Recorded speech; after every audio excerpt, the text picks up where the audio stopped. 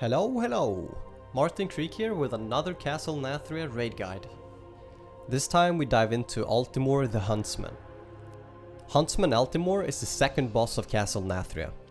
The idea of this encounter is to fight both Altimor and one of his guardians at the same time.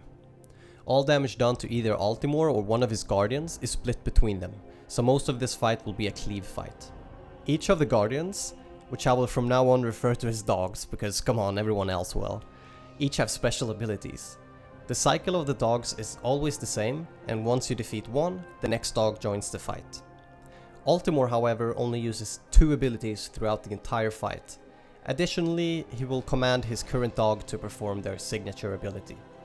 Altimor's first ability is called Spread Shot.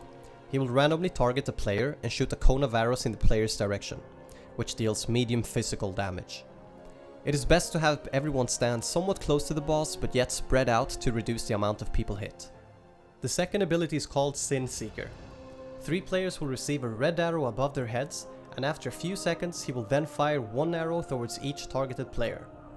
This will heavily damage anyone caught in the line of fire, while also applying a nasty bleed effect. It even pierces through the target.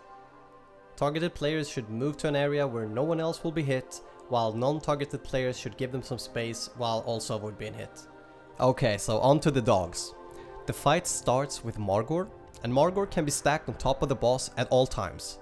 He frequently uses jagged claws on his target, which inflicts medium physical damage and a stacking bleed effect.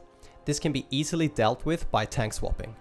Margor's signature ability is called Vicious Lunge. He will target one player and after 6 seconds jump on his target, dealing heavy physical damage split between every player within a 6-yard radius.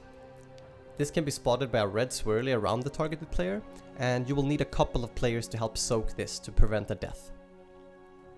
Once Margor dies, Bargast will join the fight. His main ability is called Rip Soul, which will inflict heavy magic damage on the tank, and this will spawn a soul which will slowly move towards Altimor. If it reaches him, Altimor gains Devour's Soul, causing all of his attacks to deal 200% increased damage. In order to stop this, you need to heal the soul up to max health. The health it originally spawns with is determined by the health percentage on the tank once Rip Soul has finished casting. Damage reduction effects will come in handy to make the soul spawn with more health. During the beta raid test, you could apply big shields to the tank before Rip Soul hit, which would cause the soul to spawn with almost max health, requiring basically no healing at all. If this remains possible on live, you can tank Bargast next to Altimor until Rip Soul starts casting, then simply pull them apart and back together again once the soul is gone.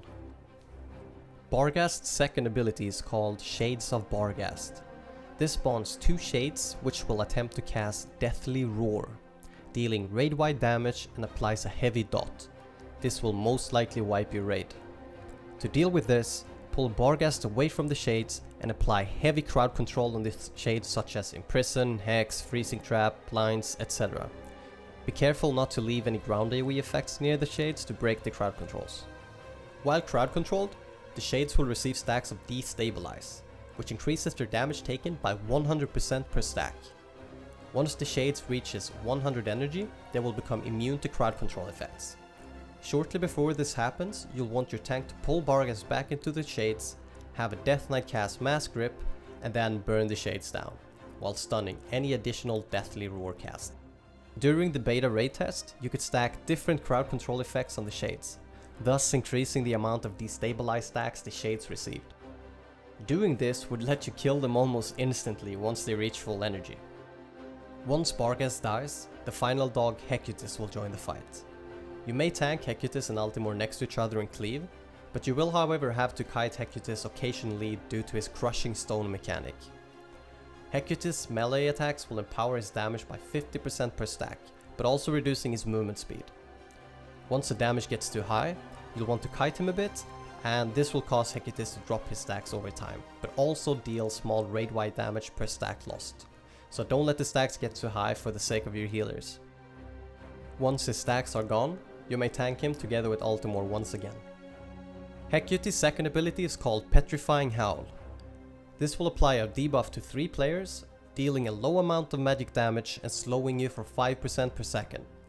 After 12 seconds, this will explode and deal medium magic damage to anyone caught within the 10-yard radius, while also leaving a patch of stone shards on the ground.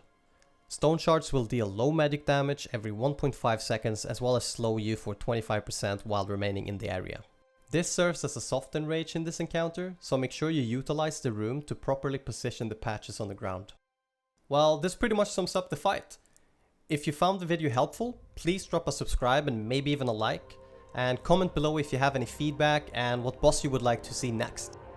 I would also like to give a special thanks to Kana for allowing me to use his footage. I've submitted a link to his Twitch channel in the description, so make sure you give him a follow to see some high tier gameplay in action.